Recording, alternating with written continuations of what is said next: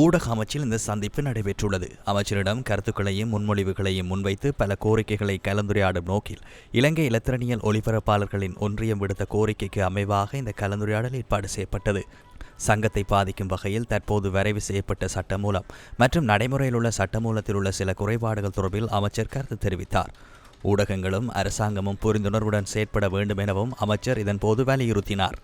மக்களுக்காக ஊடகங்களை முறையாக நிர்வகிக்கும் பொறுப்பை அரசாங்கம் நிறைவேற்றுவதாகவும் ஊடகங்கள் மீது தணிக்கையை விதிக்கும் எண்ணம் அரசாங்கத்துக்கு இல்லை எனவும் அமைச்சர் வலியுறுத்தினார். இலங்கையில் வெகுஜன ஊடக அமைச்சு பொறுப்பற்ற செயலிழந்த இடமாக மாற்றப்பட்டுள்ளதால் வெகுஜன ஊடக அமைச்சை சரியான இடத்திற்கு கொண்டு செல்வதே தற்போதைய அரசாங்கத்தின் முதன்மையான நோக்கம் எனவும் அவர் கூறினார்.